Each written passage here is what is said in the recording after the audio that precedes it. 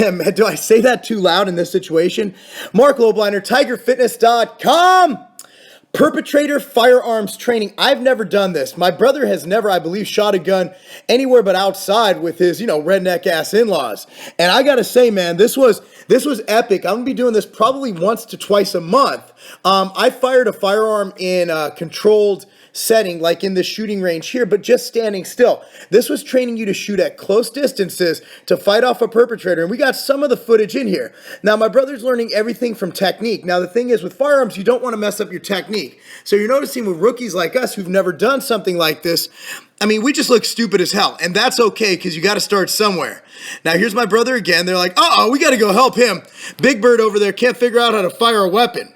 But if you look at him, he's using, they finally fixed his stance. At first he was using what's called an isosceles stance, I believe it is, isosceles, which is where you're basically squared up and shooting. The problem with that is when you have a blowback from the gun, when you have that backfire, it's going to knock you back. So you want to have a cocked stance. And what we started doing, look at Dr. Stu there, just capping motherfuckers, man. I mean, Dr. Stu's over there like friggin', he's like the Asian Steven Seagal. He knows martial arts. He knows how to shoot. And here's me. I haven't shot a gun in a year since I left North Carolina. I just go to the range every month or so. Now, I mean, a lot of people, here's the problem with firing guns, is it's so politically crazy. Now, here he showed me how to draw. And I've never used a semi-auto. I always use revolvers.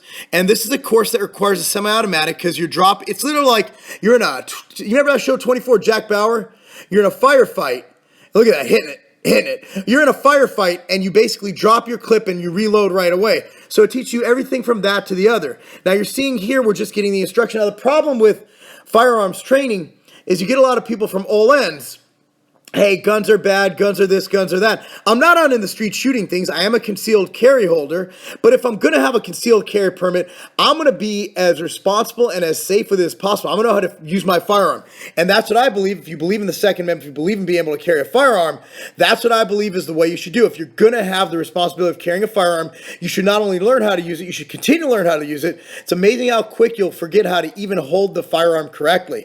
Now, this is Perpetrator Firearms Training. I'm going to link it down below. This is located in Illinois in the northwest suburbs.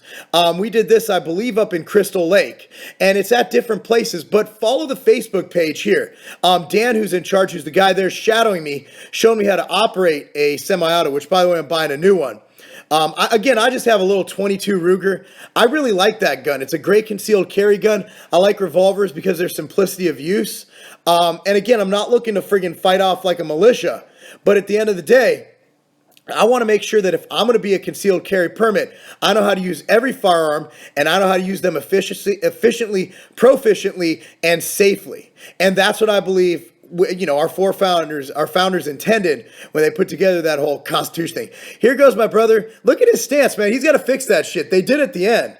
But if you look at his legs, if you get any bit of a large weapon, even a large like 357, he's going to blow back with that and lose all accuracy. And if you notice, his arms, even with his strength, are going to come up. That's why you want to use that cocked position where you're standing at an angle with one foot in front of the other. And that's how I was taught to shoot. But again, he's never had classes or formal training. So we're all going to get together. I have, we're going to do this, I believe, later this month. But again, be sure to follow the Facebook page if you're interested in liking this. I can't say enough good things about this. Dan, who's in charge of it, is just a great guy. Dr. Stu's involved in this group. If you look, they're teaching us how to even walk into a room. They taught us how to enter a room. If you're clearing a room. Here we go. This is close combat shooting. If you look, I'm holding the gun very close to my chest. And this is something I'm doing. I mean, if you notice, I'm starting to do Muay Thai. I'm doing a lot of functional things.